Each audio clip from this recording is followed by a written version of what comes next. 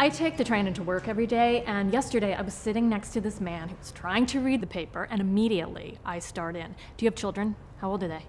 Oh, 15? Is it tough for you too?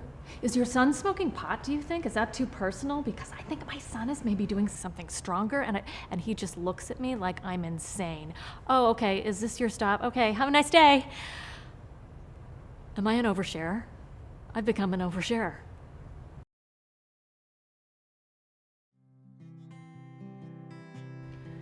One of my good friends in grade 6, she started this rumor about me. And she ended up not being my friend. She started a rumor about me that I was a lesbian, actually. I was 11, and I didn't even know what that meant. My father was the source of most, if not all, of the major difficulties that I had. Just in general, beginning in childhood and then blossoming into something more when I was older. The first time I smoked was when I was in 7th grade, and I guess when I got to high school, by getting high, I could try my hardest, I think. Because if I failed, I could just blame it on being high. And yeah, that definitely went on for a while, and then it got to the point where I didn't care. I don't know when that transition happened, but it did. Her mom and I got divorced when she was 4 years old. And it was pretty terrible. The difficulties began almost at birth, but I don't think we want to wind the clock back quite that far. She was always a handful. She was always a kid that just wasn't easy.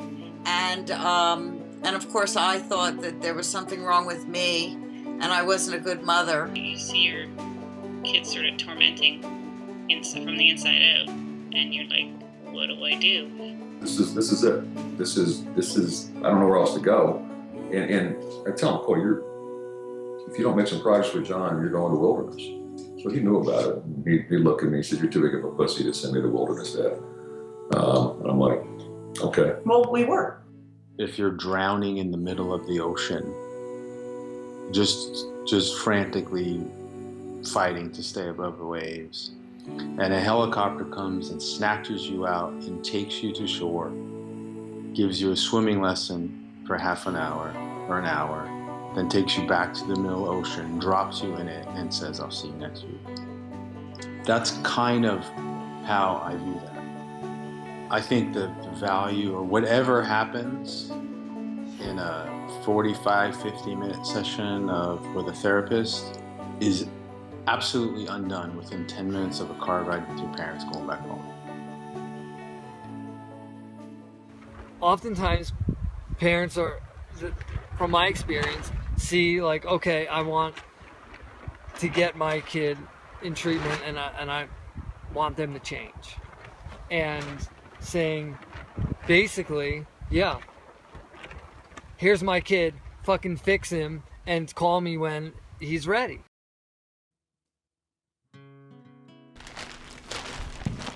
Corey, can you help me with my tarp? You're just really good at it. Seriously? What? Is that manipulation? No, you're just really good at tying tarps. You're really strong. You're flirting with me? You are using your sexuality. That is manipulation. Whatever, I'm totally not doing that. If you treat guys like that, how do you expect them to treat you? How do you expect them to relate to you? You don't need to help me, I'll just do it by myself.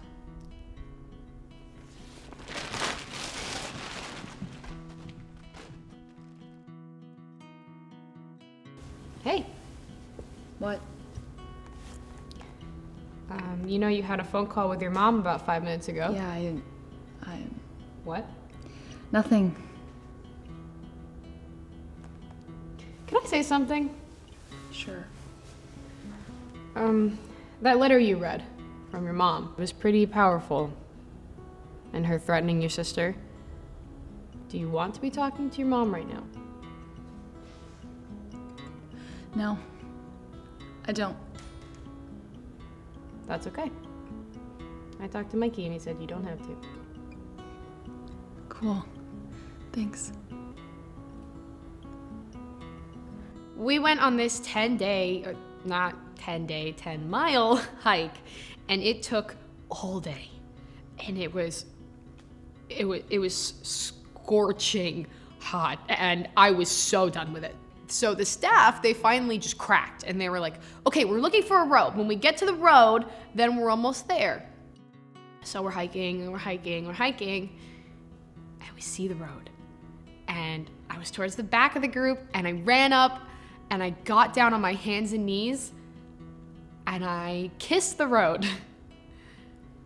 And it was just this moment of gratefulness, and really put things in perspective for me. I think I'm gonna remember that for the rest of my life. Hi, Michael. It's my mom. She always uses this stupid font. See, it's like Comic Sans. Hi, Michael. I love you very much. It is because I love you so much that I made the difficult decision to have you participate in the wilderness program.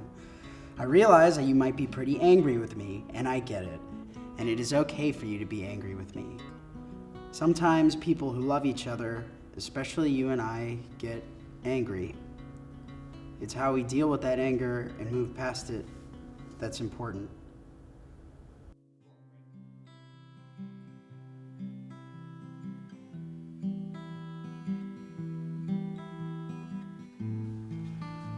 I think forgiveness is always case dependent. Like, for instance, if my father ever tried to reach out to me, I mean, he wouldn't, but if he did, I would completely reject him. It reaches a point where the damage done is so profound or impactful that you never want to let that person back in your life. And there's that old cliche, forgive, but don't forget. And I'll always keep that in mind. Of walls in my soul, trust me, I see. Let's light this house on fire.